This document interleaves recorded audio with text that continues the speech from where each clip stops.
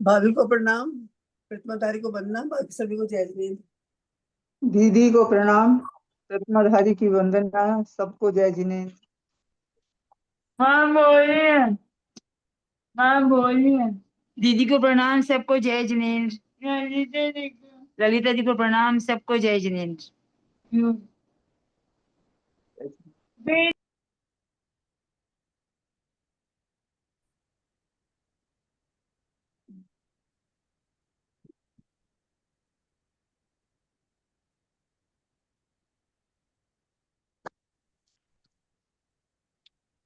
प्रणाम दीदी, सभी श्रोताओं को जय जिनेंद्र।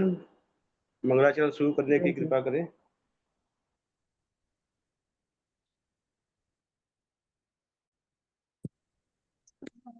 चरण कहाँ रख दिए?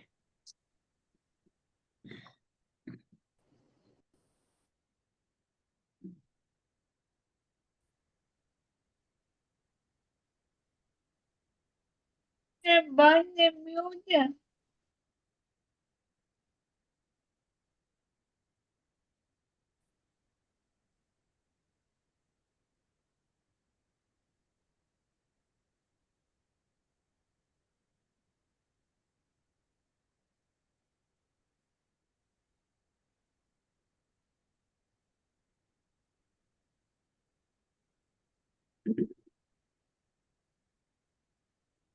संकारं विद्युत संयुक्तं नित्यं ध्यायन्ति योगिनः कामदं मोक्षदं चैव ओंकाराय नमो नमः।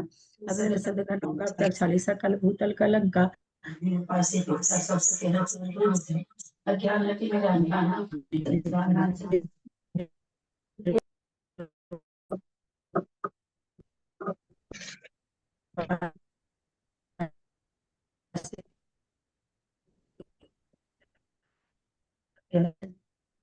ज्ञानाञ्जनशलाकया चक्षुरुन्मिलितं येन तस्मै अभिजीवनं प्रतिबोधकारकं पुण्यप्रकाश पापणासंविदं शास्त्रं श्री आदि पुराण ग्रंथराज नामधेयम् अस्य मूल ग्रंथकर्तारः श्री सर्वज्ञ देवास्तुतर ग्रंथकर्तारः श्री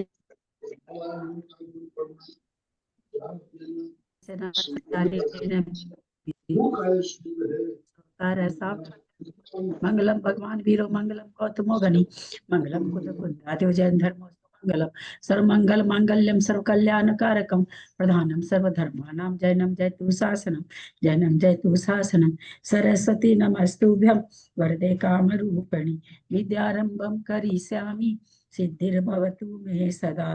द्वादशांग जिनवादी माता जी की जय। परम मांगलिक ग्रंथ आदि पुराण ग्रंथराज की जय।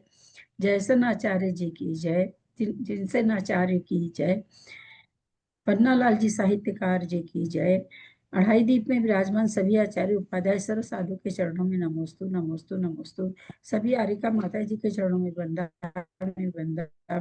में सभी छुलक छुलिका हिरक के चरणों में इच्छा में सभी प्रतिमाधारी के चरणों में ग्रुप में विराजमान प्रतिमाधारी के चरणों में वंदना वंदना वंदना।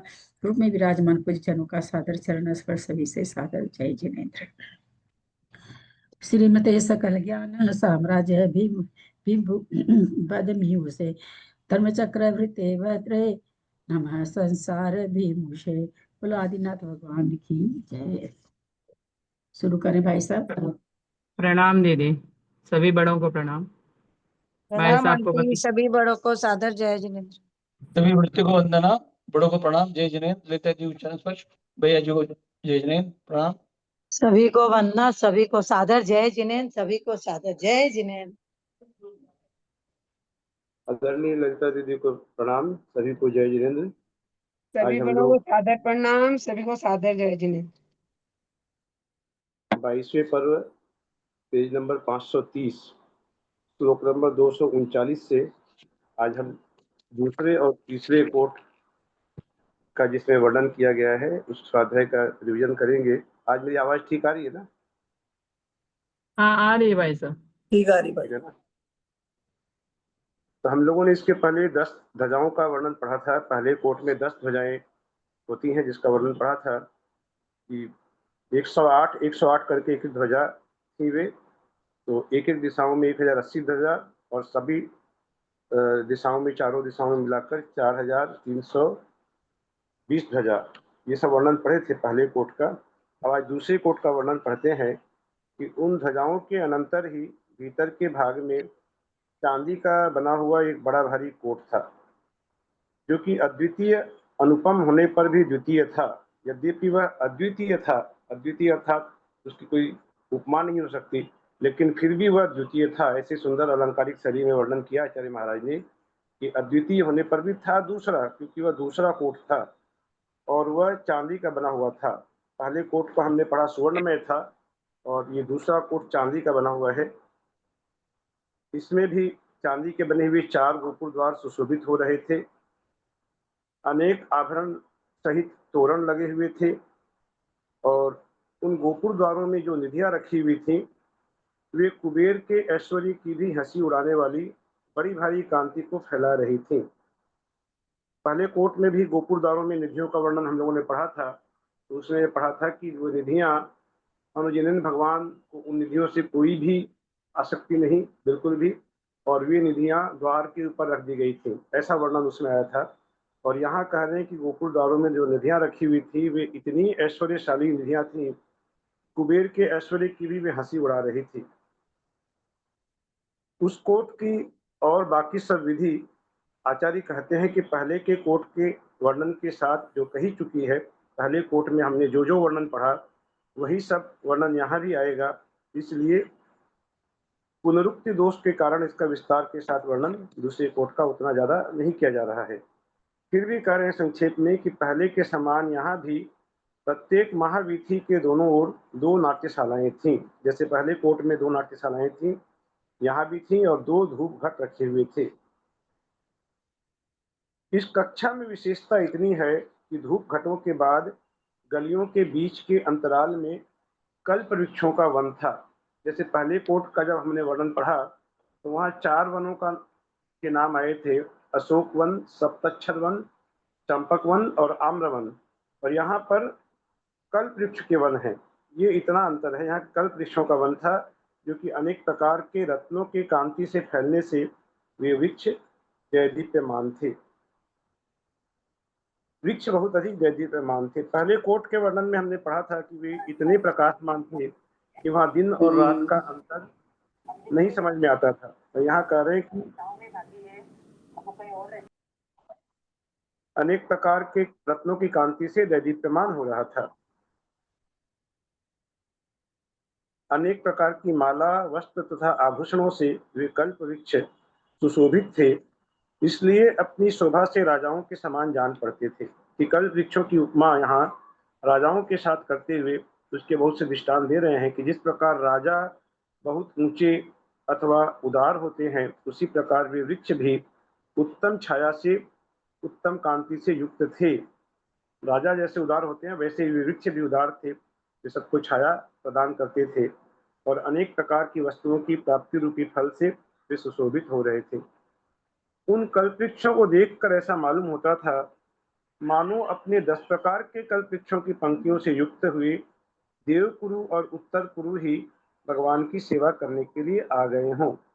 कि देवकुरु और उत्तर कुरु जो उत्तम भोग भूमि कहलाती हैं, वहां भी कल्प वृक्ष होते हैं।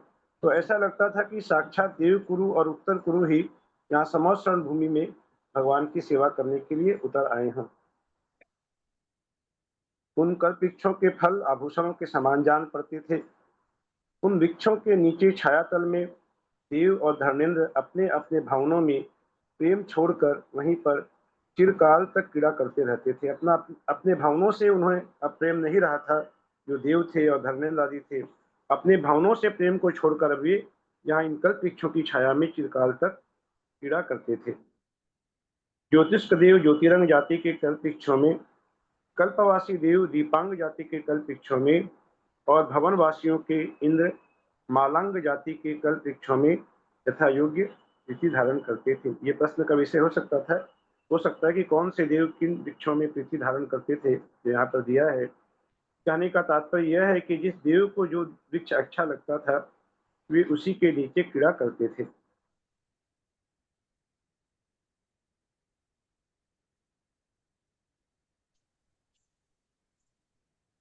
कल्प वृक्षों का वह वन वधू वर के समान सुशोभित हो रहा था। वर वधू की जो जोड़ी होती है उसके समान वह वन भी सुशोभित हो रहा था। क्यों सुशोभित हो रहा था? क्योंकि जिस प्रकार वधू वर मालाओं से सहित होते हैं, वर और वधू दोनों के गले में माला होती है, उसी प्रकार यह वन भी मालाओं से सहित था। ये पहला कारण। वधू वर जिस प्रकार आभूषणों से युक्त होते हैं, उसी प्रकार वह वन भी आभूषणों से युक्त था। ये दूसरा कारण। और जिस प्रकार वधू वर सुंदर सुंदर वस्त्र पहने रहते हैं, उसी प्रकार उस वन में भी सुंदर सुंदर वस्त्र टंगे हुए थे। जिस प्रकार वर वधू के ओठ पल्लव के समान लाल लाल होते हैं, उसी प्रकार उस वन के पल्लव भी लाल लाल थे। इत्यादि इत्यादि दृष्टांतों के साथ यहाँ पर उन वनों की उपमा वर वधू के साथ की गई, जिसका भावार्थ बताते हुए कह रहे हैं कि उस वन में कहीं मालांग जाति के वृक्षों की मालाएं लटक रही थी, तो वहां वे वर वधू से जैसे लग रहे थे कि वे माला धारण किए हुए थे। कहीं भूषणांग जाति के कल्प वृक्ष थे जिसमें आभूषण लटक रहे थे, तो वे भी वर वधू के समान शोभा को प्राप्त हो रहे थे।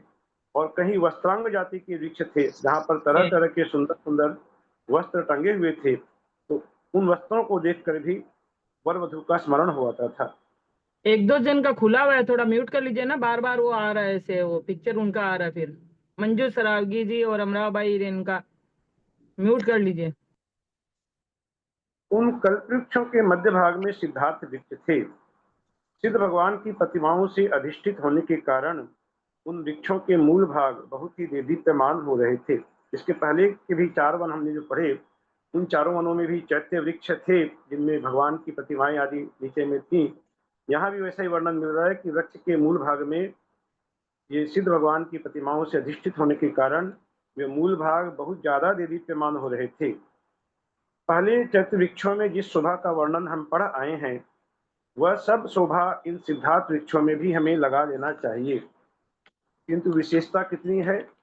विशेषता इतनी सी है कि ये कल्प वृक्ष अभिलषित फल के देने वाले थे। इतना सा अंतर जान लेंगे कि पहले के जो 4 वन थे, उन 4 वनों में हमारी इच्छा अनुसार फलों की प्राप्ति वहां नहीं होती थी, लेकिन यहाँ चूंकि ये कल्प वृक्ष है, यहाँ भी नीचे में भगवान की प्रतिमाएं मूल भाग में विराजमान है। अंतर इतना है कि ये कल्प वृक्ष हमारी इच्छा अनुसार फल को ये देने वाले हैं।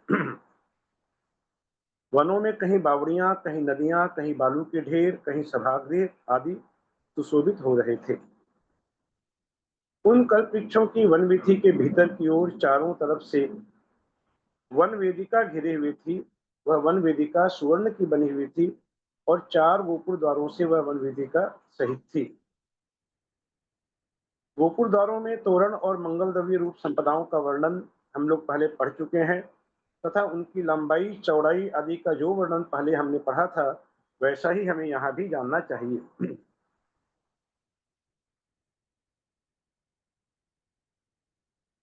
जिनके बड़े बड़े खंभे सुवर्ण के बने हुए हैं, जिनके अधिष्ठान अर्थात बंधन अर्थात नींव जिसकी वज्रमयी है, जिनकी सुंदर दीवारें चंद्रकांत मणियों की बनी हुई हैं, और जो अनेक प्रकार के रत्नों से चित्र विचित्र हो रहे हैं, ऐसे वे सुंदर मकान, कितने ही मकान 2 खंड के थे, कितने ही मकान वहाँ 3 खंड के थे, और कितने ही 4 खंड के थे। इस प्रकार बहुमंजिला जो इमारतें जैसे कहते हैं, उस प्रकार के वहाँ पर अनेक भवन बने हुए थे। कितने ही चंद्रशालाओं से सहित थे, कितने ही अट्टालिका आदि से सुशोभित थे।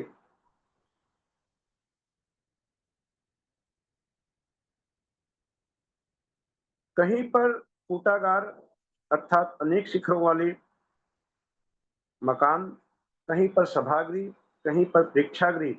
सभागृह को यहाँ पर कहा नाट्यशाला और प्रेक्षागृह को कहा अजायब घर आदि सुशोभित हो रहे थे। उन कूटागार आदि में सैयाएं बिछी हुई थी, आसन रखे हुए थे। उन मकानों में, जिन मकानों का वर्णन अभी पढ़ रहे हैं कि 2 मंजिला, 3 मंजिला, 4 मंजिला आदि जो थे, उन भवनों में देव, गंधर्व, सिद्ध, विद्याधर, नागकुमार और किन्नर जाति के देव बड़े आदर के साथ क्रीड़ा किया करते थे। यहाँ सिद्ध माने सिद्ध का अर्थ सिद्ध परमिष्ठी नहीं लेंगे, सिद्ध का अर्थ यहाँ ब्रैकेट में देकर बताया गया है कि एक प्रकार के देवों की जाति जिन्हें सिद्ध जाति के देव कहते हैं। तो ऐसे देव जो गंधर्व जाति के, सिद्ध जाति के, नाग कुमार, किन्नर जाति के आदि देव वहां उन भवनों में क्रीड़ा किया करते थे। उन देवों में कितने ही देव तो गाने में उद्यत थे, कितने ही बाजा बजाने में तत्पर थे। जिसकी जितनी जैसा हुनर था वैसे ही वे देव अपनी अपनी कला के अनुसार कोई संगीत कर रहे थे, कोई बाजा आदि बजा रहे थे, और इस प्रकार वे भगवान की पूजा स्तुति आराधना आदि कर रहे थे। महावीथियों के मध्य भाग में 9 स्तूप खड़े हुए थे, जो कि पद्मराग मणियों के बने हुए बहुत ऊंचे थे और अपने अग्रभाग से आकाश का उल्लंघन कर रहे थे। अर्थात इतने ऊंचे ऊंचे स्तूप थे कि वे आकाश की सीमा को भी उल्लंघन कर रहे थे, आगे जा रहे थे। सिद्ध और अरहंत भगवान की प्रतिमाओं के समूह से वे स्तूप, जो 9 स्तूप बता रहे बहुत ऊंचे ऊंचे, वे स्तूप चारों ओर से चित्र विचित्र हो रहे थे। वे स्तूप ठीक मेरु पर्वत के समान सुशोभित हो रहे थे। इतना ऊंचा विशाल मेरु पर्वत जो हम वर्णन पढ़ते हैं 1,00,000 योजन का, तो ऐसे मेरु पर्वत के समान सुशोभित हो रहे थे, जो 99,000 का पर्वत और 1,00,000 योजन की जिसकी नीचे नींव होती है, ऐसे पर्वत के समान वे स्तूप थे। इतनी ऊंचाइयों को वे प्राप्त थे। इस प्रकार मेरु पर्वत विद्याधरों के द्वारा आराधना करने योग्य है, उसी प्रकार वे स्तूप भी विद्याधरों के द्वारा आराधना करने योग्य थे। सिद्ध तथा चारण मुनियों के द्वारा आराधना करने योग्य वे अतिशय ऊंचे स्तूप बहुत ही सुशोभित हो रहे थे, और ऐसा लगते था मानो स्तूपों का आकार धारण करती हुई ये भगवान की 9 केवल लब्धियां ही हों, कि 9 स्तूप थे गिनती में, और ये मानो 9 केवल लब्धियां भगवान की हों, ऐसी शोभा वहां बिखर रही थी। उन स्तूपों पर छत्र लगे हुए थे, पताकाएं फहरा रही थी, मंगल द्रव्य रखे हुए थे, और इन सब कारणों से वे लोगों को बहुत ही आनंद उत्पन्न कर रहे थे।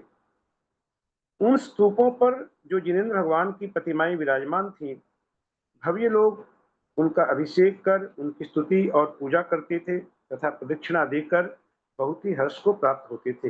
हम लोगों ने अभी ये कल्प वृक्षों का वर्णन पढ़ा, वहां भी जिनेंद्र भगवान की प्रतिमाएं थी, और इन स्तूपों पर भी जिनेंद्र भगवान की प्रतिमाएं विराजमान थी।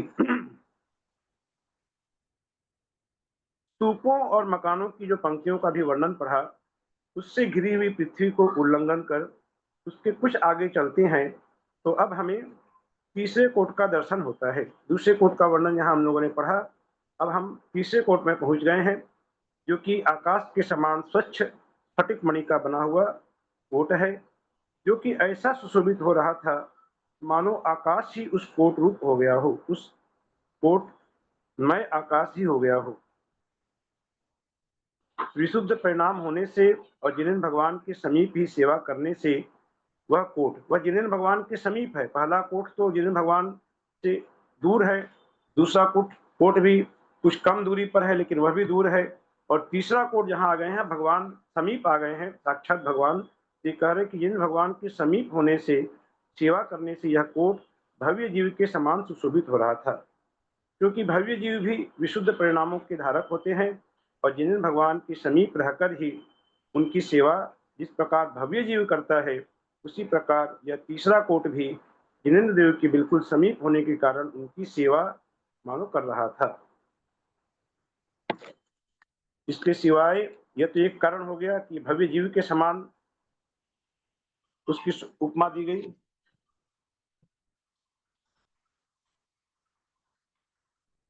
हाँ हेलो, हाँ बोलो जल्दी। अरे भाई टाइम लगता है थोड़ा सा, मैं थोड़ी देर बाद बात करता हूँ। हाँ प्रोग्राम चल रहा है। तो ये पहला तो बताया कि जिन भव्य जीव के समान वह तीसरा कोट सुशोभित हो रहा था। अब इसके अलावा वह कोट, अब ये भव्य जीव के समान ये ऊंचा भी था और सुगोल था, अथवा वह कोट बड़े बड़े विद्याधरों के द्वारा सेवनीय था, ऊंचा था और अचल था। इसलिए वह ऐसा जान पड़ता था मानो विजात पर्वत ही कोट का रूप धारण कर भगवान की प्रदक्षिणा दे रहा हो। उस तीसरे कोट की चारों दिशाओं में 4 ऊंचे गोपुर द्वार थे, जो कि पद्मराग मणि के बने हुए थे, और ऐसे मालूम होते थे मानो भव्य जीवों के अनुराग से ही बने हों। जिस प्रकार पहले कोटों के गोपुर द्वारों पर मंगल द्रव्य रूप संपदाएं रखी हुई थी, हम लोगों ने पढ़ा था कि वहां मंगल द्रव्य रूप संपदाएं थी, वहां 108 मंगल द्रव्य थे, ऐसा वर्णन भी वहां पढ़ा था पहले कोट के गोपुर द्वारों पर। उसी प्रकार इन गोपुर द्वारों पर भी मंगल द्रव्य रूप संपदाएं हमें जाननी चाहिए। और पहले की तरह जिस प्रकार पहले पढ़ा था कि पहले गोपुर द्वार में निधियां बाहर रखी गई थी, क्योंकि जिन भगवान को उससे कोई प्रयोजन नहीं था। दूसरे गोपुर द्वार में हमने पढ़ा कि वहां वह कुबेर की भी हंसी उड़ा रही थी, ऐसी निधियां थी। तो वैसी ही निधियां यहाँ भी गंभीर आकार वाली निधियां रखी हुई थी, जो कि गोपुर द्वारों पर ही रखी हुई थी। प्रत्येक गोपुर द्वार पर पंखा, छत्र, चामर, ध्वजा, दर्पण, सुप्रतिष्ठक अर्थात ठोना, श्रृंगार और कलश, ये 8-8 मंगल द्रव्य रखे हुए थे। अब ये यहाँ पर इतना अंतर मिलता है कि पहले हमने पढ़ा 108 मंगल द्रव्य, यहाँ 8-8 मंगल द्रव्य की बात कही गई है। जैसा कि हम लोग मंगलाष्टक में भी पढ़ते हैं, भिंगार, चामर, सुदर्पण, पीठ, कुंभ, तालत ध्वजा, उसके बाद क्या भूल रहा हूं मैं। तो ऐसे जो 8 मंगल द्रव्य का वर्णन यहाँ पर आया है। अब तीनों कोटों के गोपुर द्वारों में कौन कौन देव किस प्रकार पहरा दे रहे थे, ये वर्णन आता है, जो कि परीक्षा का विषय भी हो सकता है कि कौन देव किस प्रकार पहरा दे रहे थे। तो यहाँ कह रहे हैं कि क्रम से गदा आदि हाथ में लिए हुए व्यंतर, भवनवासी और कल्पवासी देव द्वारपाल थे। कि पहले कोट के दरवाजे पर व्यंतर देव पहरा देते थे, दूसरे कोट के दरवाजे पर भवनवासी पहरा देते थे, और तीसरे कोट के दरवाजे पर कल्पवासी देव पहरा देते थे। ये सभी देव अपने अपने हाथों में गदा आदि हथियारों को लिए हुए थे। चारों दिशाओं, चारों महाविधियों के अगल बगल दोनों ओर 8 दीवालें थीं, और 2-2 के हिसाब से चारों विदिशाओं में 8 दीवालें थीं। इस प्रकार सब मिलाकर कुल 16 दीवालें थी कि चारों दिशाओं की 4 महाविधियां, उनके अगल बगल में दोनों ओर 8 दीवालें, और चारों विदिशाओं में, जो विदिशा होती हैं, जो दिशाओं के उत्तर, दक्षिण, पूर्व आदि के मध्य में जो दिशाएं होती हैं, नैऋत्य, ईशान आदि जो कहते हैं, तो उन दिशाओं में भी 8 दीवालें थी। सब मिलाकर 16 दीवालें थी, जो कि 12 सभाओं का विभाग कर रही थी। वे दीवालें, अब उन दीवालों का वर्णन आ रहा है कि वे दीवालें अतिशय पवित्र थीं, समस्त वस्तुओं के प्रतिबिंब दिखा रही थी, और बड़े भारी ऐश्वर्य से सहित थी। इसलिए वे दीवालें ऐसी जान पड़ती थी मानो जगत के भरता भगवान ऋषभ देव की श्रेष्ठ विद्याएं ही हों। यहाँ ऋषभ देव को जगत के भरता कहा, पालन करता है ये भगवान ऋषभ देव, उनकी ये दीवालें मानो श्रेष्ठ विद्याएं ही हों।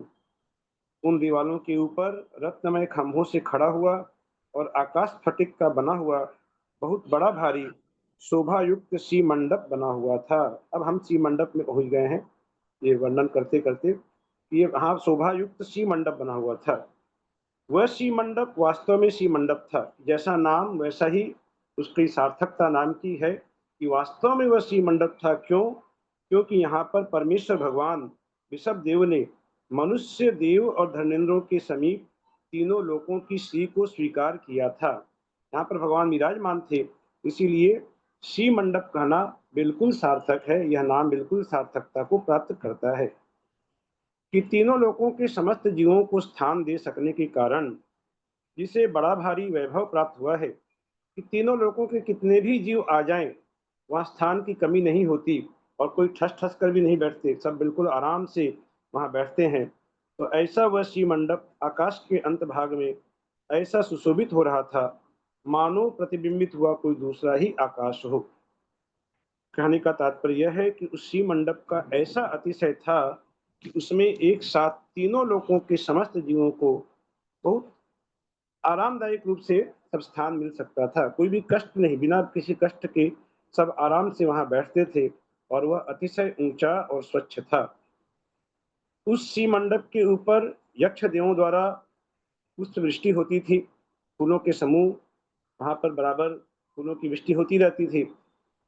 उन पुष्पों की वृष्टि को देखकर ऐसा लगता था मानो मनुष्य के हृदय में क्या लगता था कि ताराओं की शंका होती थी कि पुष्प लगातार झड़ रहे हैं, तो वे तारा के समान वे पुष्प जान पड़ते थे और मनुष्य को ऐसा भ्रम उत्पन्न करते थे। उस शिव मंडप में मदोन्मत्त शब्द करते हुए भ्रमरों के द्वारा सूचित होने वाली फूलों की मालाएं मानो जिनेन्द्र देव के चरण कमलों की छाया की शीतलता के आश्रय से कभी म्लानता को प्राप्त नहीं होती थी। यहाँ कहने का तात्पर्य यह है कि उस शिव मंडप में स्फटिक मणि की दीवारों पर सफेद फूलों की मालाएं लटक रही थी।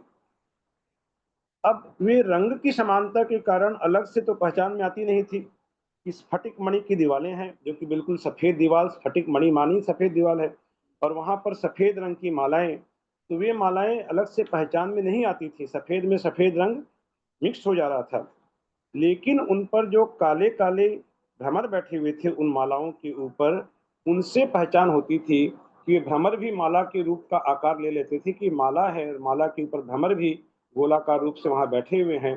तो उन भ्रमरों से पहचान होती थी कि यहाँ पर ये मालाएं लटकी हुई हैं।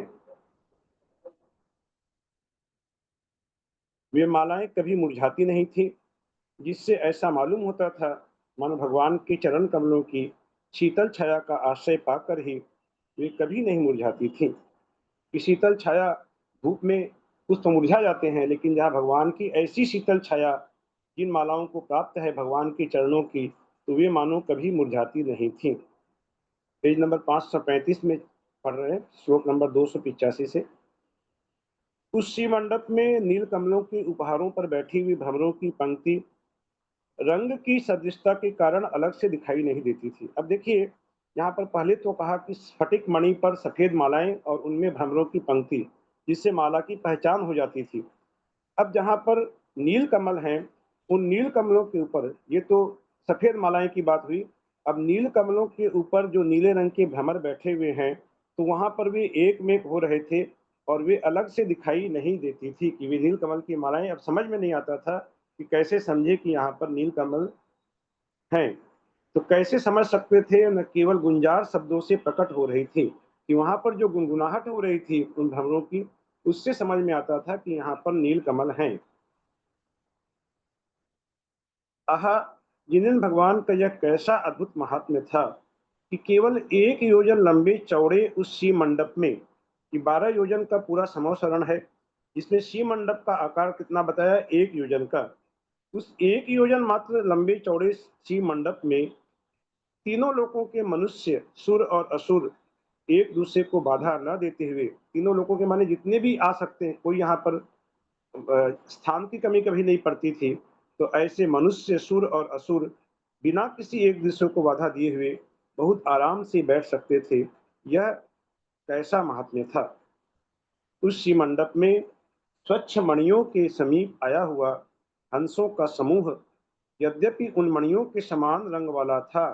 जब स्वच्छ मणियों के मणियां हैं, अब स्वच्छ मणियों के पास में हंस आए हैं, तो वे हंसों का रंग भी वैसा ही है, सफेद ही है। तो वह उनके प्रकाश में छिप गया था, फिर भी वह प्रकट हो रहा था। वहां पर हंस तक समझ में आ रहे थे। कैसे?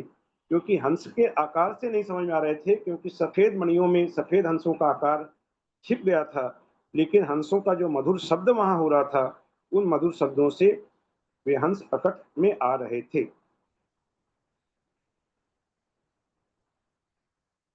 जिनकी शोभा जगत की लक्ष्मी के दर्पण के समान है, ऐसी शिव मंडप की उन दीवालों में तीनों लोगों के समस्त पदार्थों की प्रतिबिंब पड़ रहे थे, और उन प्रतिबिंबों से वे दीवालें ऐसी जान पड़ती थी मानो उनमें अनेक प्रकार के चित्र खींचे गए हों।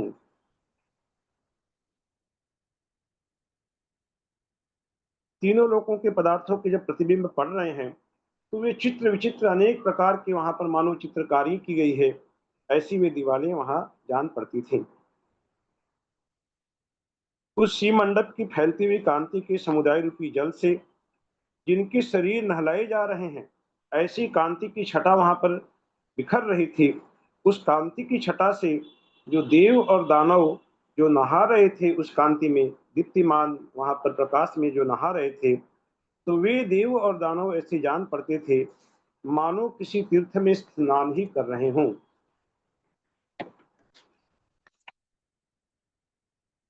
उसी शिव मंडप से घिरे क्षेत्र के मध्य भाग में स्थित पहली पीठिका सुशोभित हो रही थी। अब शिव मंडप है, शिव मंडप की 3 पीठिकाएं हैं, 3 कटेदार वह शिव मंडप है, जिसमें सबसे पहली पीठिका का वर्णन आचार्य कर रहे हैं कि पहली पीठिका सुशोभित हो रही थी। जिस प्रकार भगवान की वेदी पर 3 पीठिकाएं होती हैं, नीचे एक, फिर बीच में एक, फिर ऊपर, फिर उस पर सिंहासन पर भगवान विराजमान होते हैं। तो वो समावरण का वहां पर इस प्रकार प्रतिरूप हम लोग मंदिरों में देखते हैं। तो वही जो पहली पीठिका है उसका वर्णन पढ़ रहे हैं कि पहली पीठिका जो सुशोभित हो रही थी वह पीठिका वैडूर्य मणि की बनी हुई थी, और वह पहली पीठिका ऐसी जान पड़ती थी मानो कुलाचल का शिखर ही हो। उस पीठिका पर 16 जगह अंतर देकर 16 जगह ही बड़ी बड़ी सीढ़ियां बनी हुई थी। 4 जगह तो महादिशाएं हो गई, पूर्व, पश्चिम, उत्तर और दक्षिण, ये महादिशाएं, और 4 महाविधियों के सामने थी, और 12 जगह सभा के कोठों पर प्रत्येक प्रवेश द्वार पर थी। उस पीठिका को अष्टमंगल द्रव्य रूपी संपदाएं और यक्षों के ऊंचे ऊंचे मस्तकों पर रखे हुए धर्मचक्र अलंकृत कर रहे थे। कि पहली जो पीठिका है भगवान की, उस पीठिका पर अष्टमंगल द्रव्य सुशोभित हो रहे थे। भगवान तो सबसे ऊंची पीठिका पर बैठेंगे, और यहाँ पर पहली पीठिका पर अष्टमंगल द्रव्य हैं और धर्मचक्र से वह पीठिका अलंकृत हो रही थी, जिसमें लगे हुए रत्नों की किरणें ऊपर की ओर उठ रही हैं। ऐसे हजार हजार आरों वाले वे धर्मचक्र, जो धर्मचक्र की बात हो रही है जिसमें हजार हजार आरे होते हैं, वे ऐसे सुशोभित हो रहे थे मानो पीठिका रूपी उदयाचल से उदय होते हुए सूर्य के बिंब ही हों। उस प्रथम पीठिका पर सोने का बना हुआ दूसरा पीठ था। प्रथम पीठिका है, प्रथम पीठिका के ऊपर दूसरा पीठ है जो कि सोने का बना हुआ है, स्वर्ण का बना हुआ, जो सूर्य की किरणों के साथ स्पर्धा कर रहा था और आकाश को प्रकाशमान बना रहा था।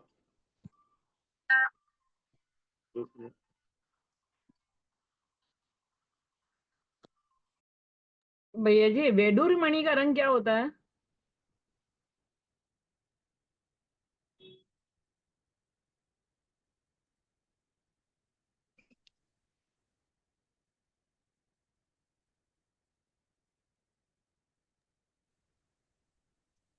नीला होता है क्या? नीला तो नीलमणि होती है। पर्पल। पता नहीं, दीदी दीदी है क्या? दीदी बताएं।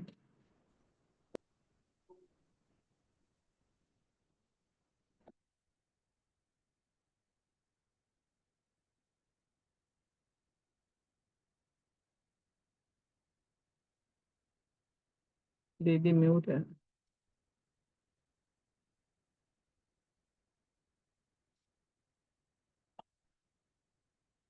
दीदी, वेडूर मणि का रंग क्या होता है?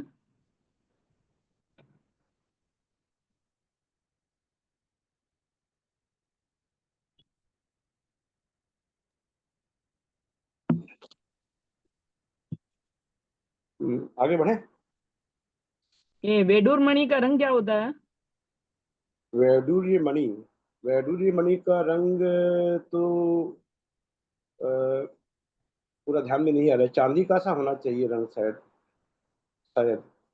ये स्फटिक मणि तो बिल्कुल सफेद रंग होता है।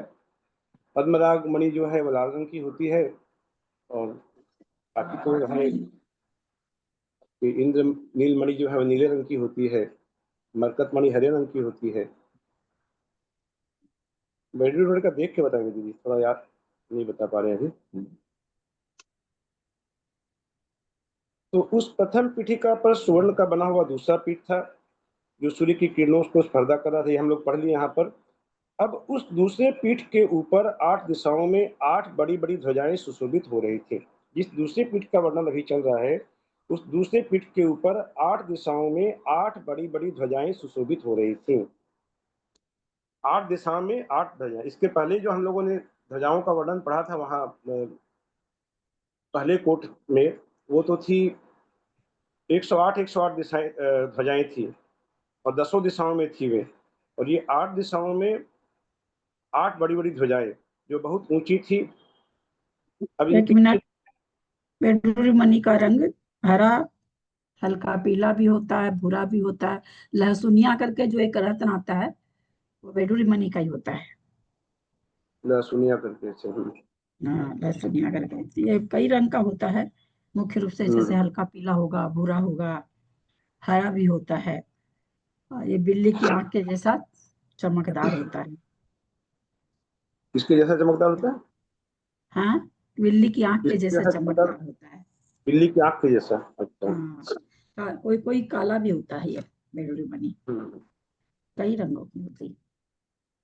तो अब ये जो 8 ध्वजाएं हम लोगों ने पढ़ी, इनके चिन्ह बता रहे हैं आचार्य कि चक्र, हाथी, बैल, कमल, वस्त्र, सिंह, गरुड़ और माला के चिन्ह से सहित वे सिद्ध भगवान के 8 गुणों के समान निर्मल ध्वजाएं थी।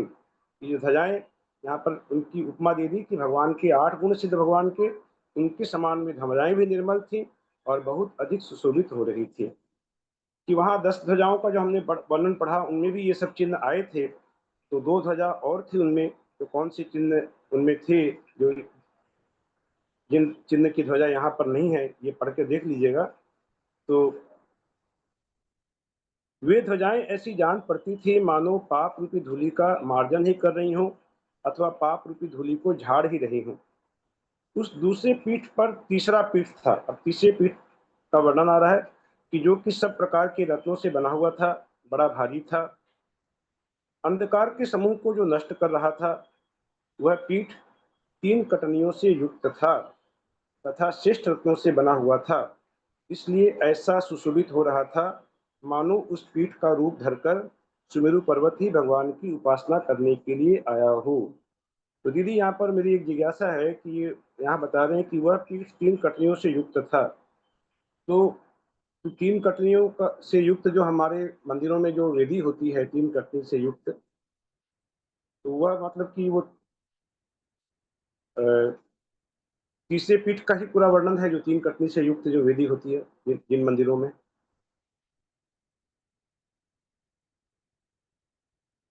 किसका वर्णन है? हाँ, क्या बोले, किसका तो वर्णन है 3 पीठ का? जो तीसरे पीठ का वर्णन हम लोग अभी पढ़ रहे हैं, पहले और दूसरी पीठ का वर्णन पढ़ लिया। तीसरे दूसरी पीठ के पीठ के ऊपर अंदर भगवान 8 का ध्वजाओं का सिंहासन वर्णन रहता है। पढ़ा। अब ये जो तीसरा पीठ है, वह कह रहे हैं 3 कटनियों से युक्त था तथा श्रेष्ठ रत्नों से भरा हुआ था, बना हुआ था। ये वर्णन यहाँ पर आया कि वह पीठ अर्थात तीसरा पीठ 3 कटनियों से युक्त था। हाँ, क्या बोलना चाह रहे हैं? तो मंदिर में जो वेदी होती है उससे भी 3 कटनी ही कहते हैं, जहाँ पर एक नीचे का भाग जो बना रहता है, फिर उसके ऊपर एक बीच का भाग, फिर उसके ऊपर के भाग में भगवान विराजमान होते हैं सिंहासन में, उसे 3 कटनीदार ये हम लोगों की वेदी है, सभी मंदिरों की होती है। तो यहाँ कटनी शब्द चूंकि आया है कि 3 कटनियों से युक्त था, तो मतलब ये हमारे मंदिर में जो जिन भगवान की जो वेदी होती है, वह तीसरे पीठ का प्रतिरूप है, वह वेदी जिसमें 3 कटनियां बनी होती हैं। हाँ, होना तो वही चाहिए। बाकी तो हम्म, जो पंडित जी लोग हैं वो ज्यादा इस पर प्रकाश डालेंगे। जी। तो वह 3 कटनियों से युक्त था तथा श्रेष्ठ रत्नों से बना हुआ था, इसलिए ऐसा लगता था मानो उस पीठ का रूप धरकर सुमेरु पर्वत ही भगवान की उपासना करने के लिए आया हो। वह पीठ रूपी पर्वत चक्र सहित था, इसलिए चक्रवर्ती के समान जान पड़ता था। ध्वजा सहित था, इसलिए हैरावत हाथी के समान जान पड़ता था। पुष्पों के समूह को सूंघने के लिए जो भ्रमर उस पीठ पर बैठे थे, उन पर सुवर्ण की छाया पड़ रही थी, जिससे वे भ्रमर ऐसे सुशोभित हो रहे थे मानो सुवर्ण के ही बने हों। यद्यपि काले रंग के भ्रमर होते हैं, लेकिन वहां पर सुवर्ण की जो छाया उन पर पड़ रही थी, उससे वे भ्रमर भी मानो सुवर्ण के ही बने हुए हों, ऐसा भ्रम उत्पन्न कर रहे थे। वह पीठ सुमेरु पर्वत की शोभा को धारण कर रहा था। जिस प्रकार सुमेरु पर्वत ज्योतिषी देवों के समूह से घिरे होते हैं, उसी प्रकार वह पीठ भी ज्योतिर्गण अर्थात किरणों के समूह से घिरा हुआ था। जिस प्रकार सुमेरु पर्वत सब क्षेत्रों में उत्तर दिशा में है, उसी प्रकार वह पीठ भी सर्वोत्तर अर्थात सबसे उत्कृष्ट था। सुमेरु पर्वत तो उत्तर दिशा में बताया सब क्षेत्रों से, और वह पीठ बताया सर्वोत्तर। सर्वोत्तर माने यहाँ पर सबसे उत्कृष्ट था, बेस्ट था, ऐसा बता रहे हैं। और जिस प्रकार सुमेरु पर्वत जन्माभिषेक के समय जिनेंद्र देव को धारण करता है, उसी प्रकार वह पीठ भी जिनेंद्र भगवान को, साक्षात जिनेंद्र भगवान को समर्षण भूमि में वह धारण कर रहा था। इस प्रकार 3 कटनीदार वह पीठ था। जिस तीसरे पीठ की बात हम लोग अभी कर रहे हैं, वह तीसरा पीठ 3 कटनीदार था।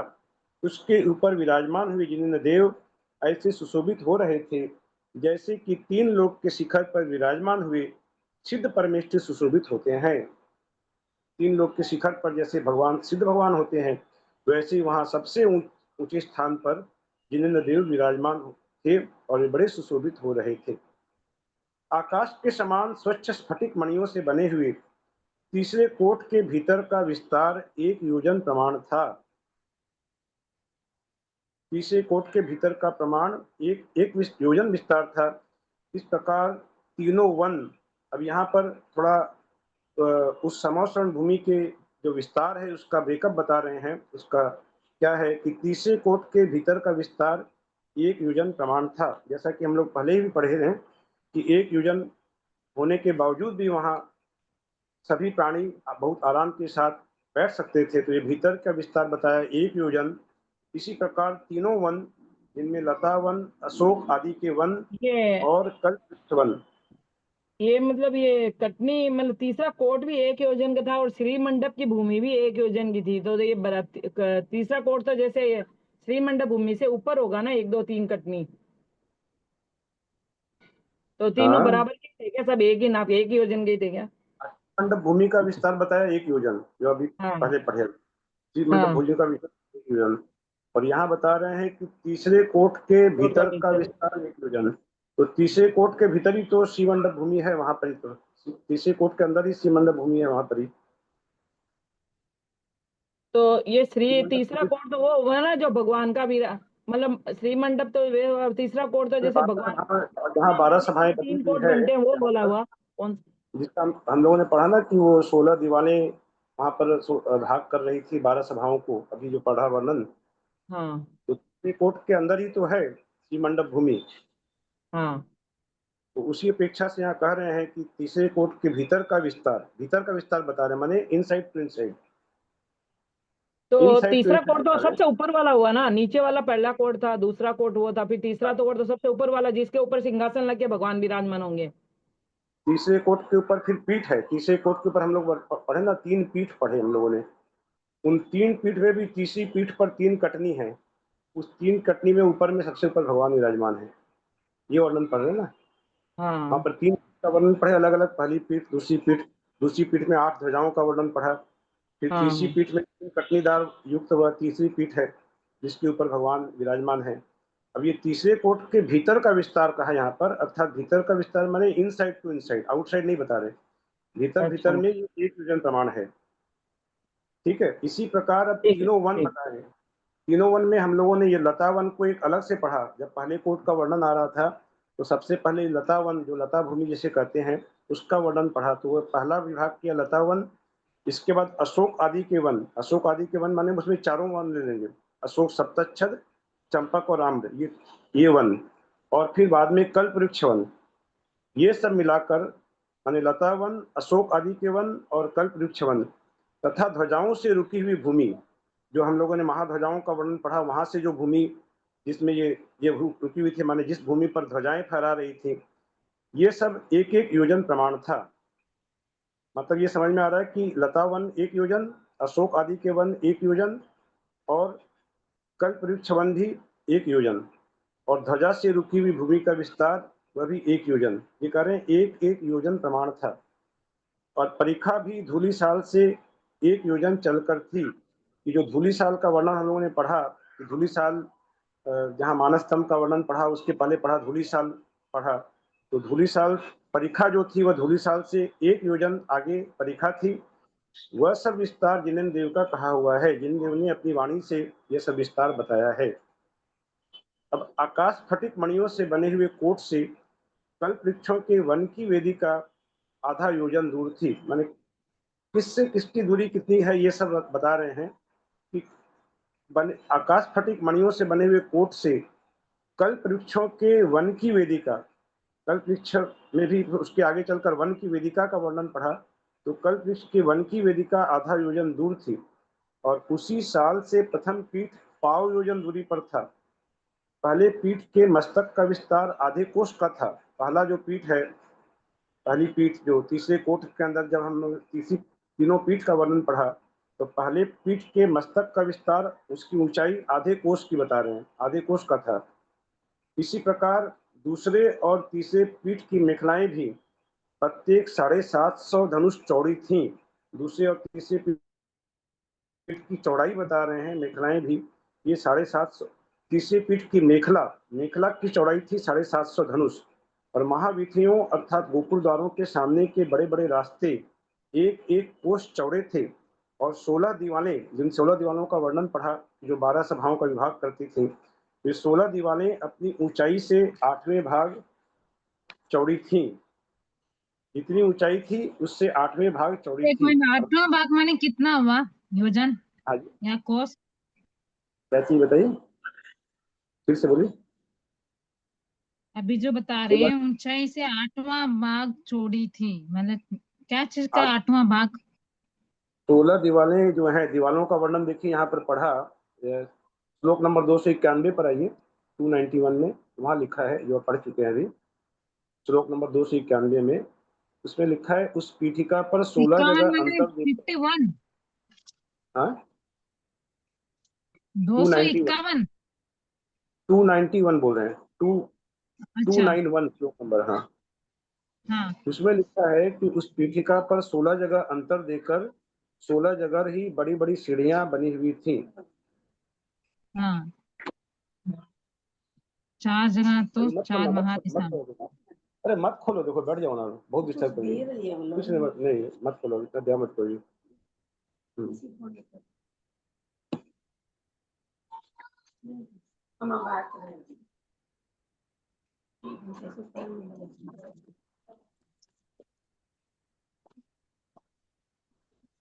यहाँ पर हम लोगों ने कहीं पढ़ा था ना कि 16 दीवालें 12 महासभाओं का विभाग कर रही थी, ये वर्णन पढ़ा था यहाँ पे।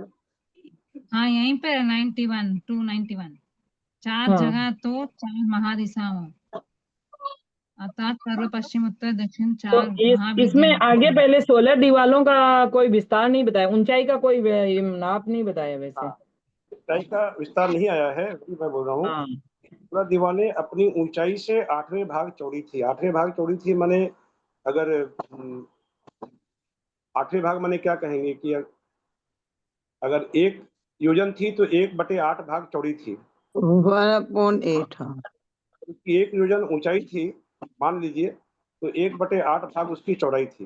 अब ऊंचाई का विस्तार कितना मिला? 277 में देखिए भाई साहब, 277 में, हाँ, अच्छा दिया है 277 में। क्या? अच्छा हाँ 277 में दिया है यहाँ पर कि 16 दीवालें थी। वही मैं खोज रहा था, हाँ, कि वहाँ 16 दीवालें थी। चारों दिशाओं की, चारों महावीथियों के अगल बगल दोनों ओर 8 दीवालें थी और 2-2 के हिसाब से चारों विदिशाओं में 8 दीवालें थी।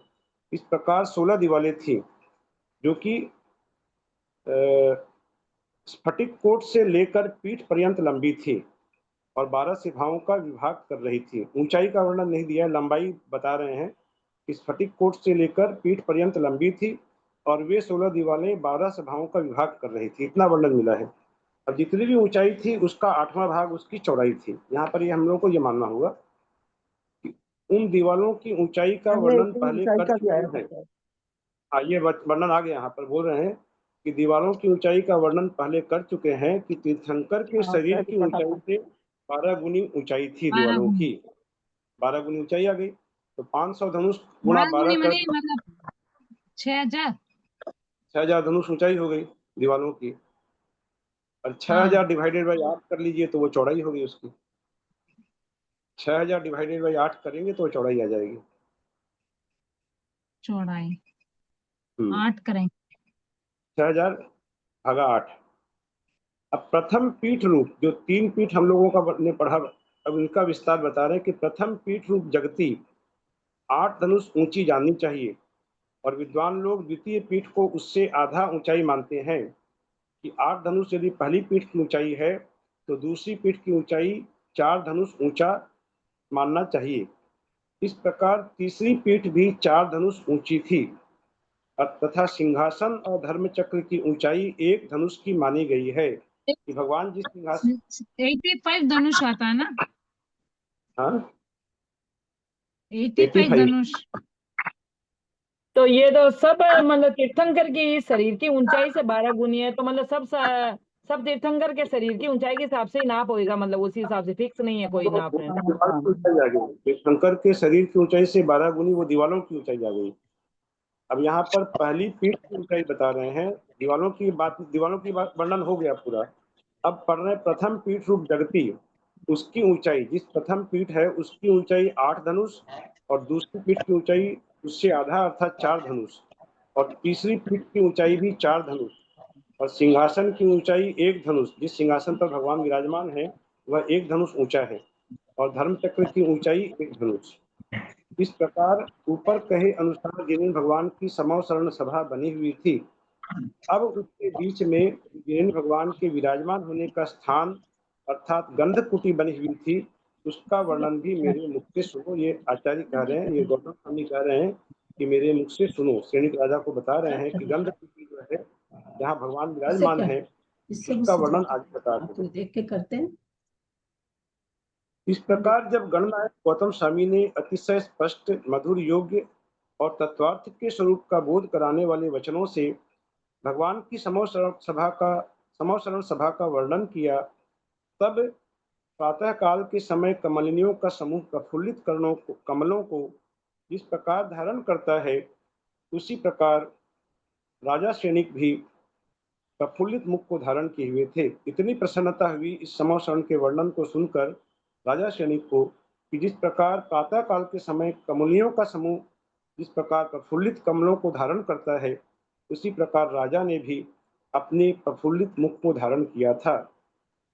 गौतम स्वामी से इन वचनों को सुनकर राजा श्रेणिक का मुख रूपी कमल हर्ष से प्रफुल्लित हो गया था। ऐसा सुंदर वर्णन जिसे सुनकर कौन हर्ष को प्राप्त नहीं होगा।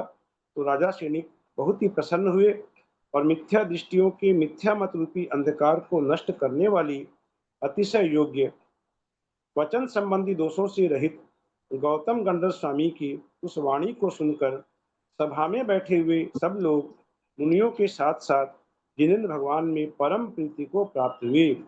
ऐसा नहीं कि सिर्फ श्रेणिक राजा ही प्रसन्न हुए, बल्कि सभा में जितने भी लोग बैठे थे सभी परम प्रीति को प्राप्त हुए और उस समय सभी सभासदों के नेत्र हर्ष से प्रफुल्लित हो रहे थे।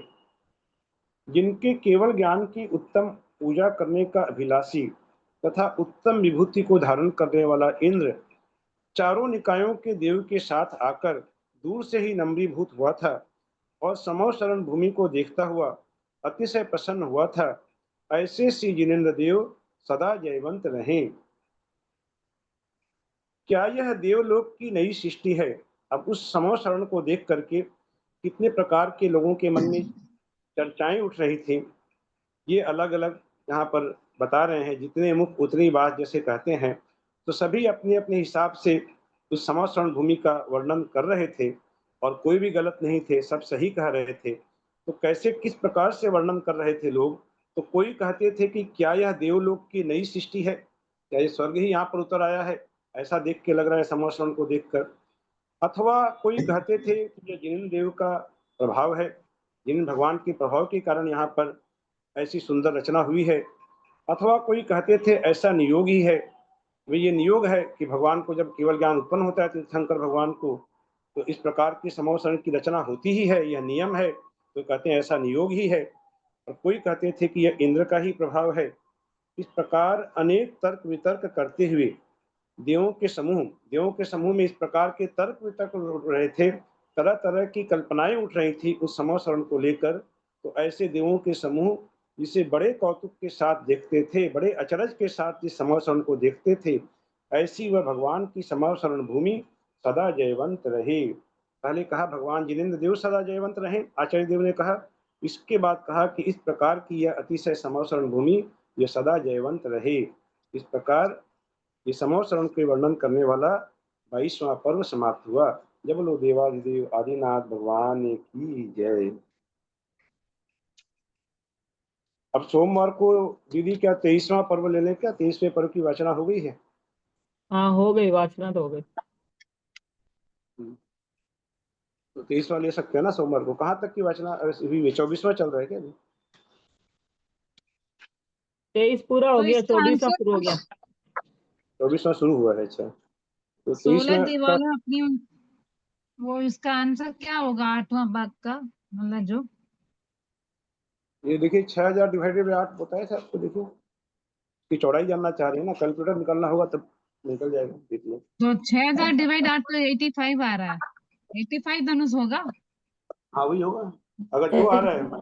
85 थोड़ी होगा, इतना नहीं, ज्यादा होना चाहिए। 85 850 होगा। कैसे देती हैं डिवाइड? हाँ 850, हाँ जीरो नहीं लगाए। ठीक है, जीरो नहीं लगाए। हाँ जीरो नहीं लगा, आपने 600 का डिवाइड बाय 8 कर दिया होगा। ये जीरो नहीं 750 आ रहा लगाने है से तो दीदी। बहुत कम हो गया ना। 85 और 750 850 में तो बहुत अंतर है। 750 धनुष हो गया। हाँ 750 16 दीवारों की अपनी ऊंचाई, 8वां भाग तो मतलब 850 धनुष। 16 दीवारों की ऊंचाई बता रहे जिन भगवान की ऊंचाई से 12 गुनी, माने 500 धनुष की जिन भगवान की ऊंचाई थी ऋषभ देव की, उससे 12 गुनी 6000 धनुष हुई। वो 850 धनुष। 6000 को 8 से भाग करेंगे तो 750 धनुष चौड़ाई होगी उस दीवारों की। 750 हाँ कितना बता रहे हैं, 1 मिनट। 600 में 750 8 7 56, 8 7 56, 8 5 40, जीरो। ठीक तो है। हाँ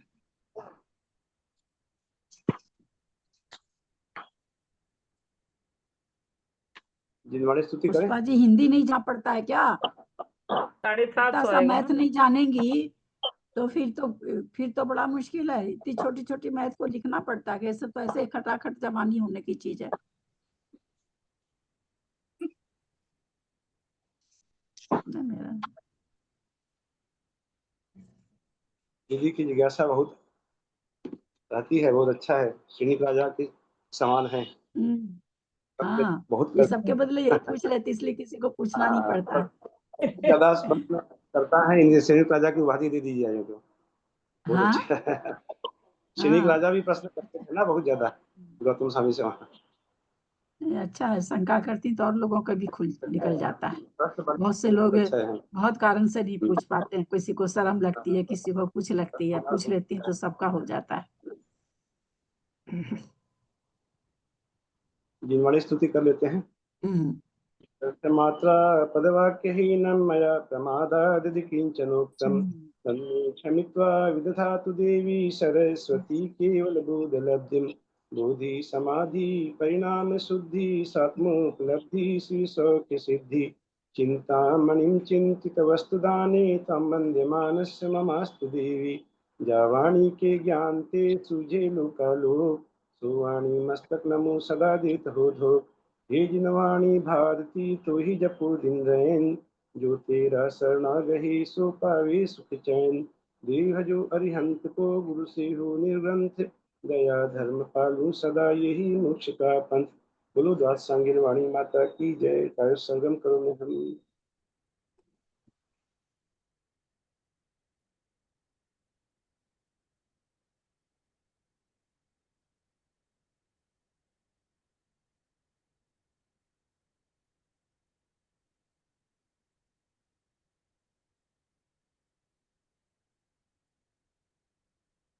अंजना जी को वंदना, प्रतिमा अंजना जी को धारियों वंदना, को, बड़ों का सभी सभी बड़ों को प्रणाम, सादर सबको जय चंद्र, जय।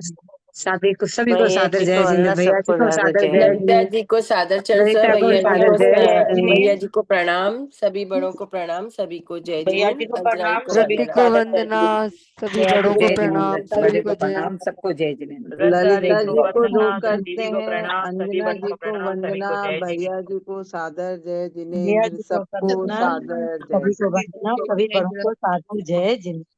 सत्य को बड़ों को वंदना, प्रणाम, सभी को जय जिनेन्द्र। भैया जी सभी को बड़ों को सादर प्रणाम, सभी को सादर जय जिनेन्द्र। प्रतिमाधारी को वंदना, बड़ों का सादर चरण स्पर्श, सभी से सादर जय Jinendra. Best of luck. Aunty जी एक क्वेश्चन, वो 750 होगा ना आंटी? 750 धनुष, 850 नहीं। 750। 750 हाँ तो बताया। 7:30 सुबह हाँ हाँ ठीक है एंड कर रहे हैं। जय जिनेंद्र सभी को परीक्षा के लिए बहुत बहुत शुभकामनाएं। शुभ रात्रि।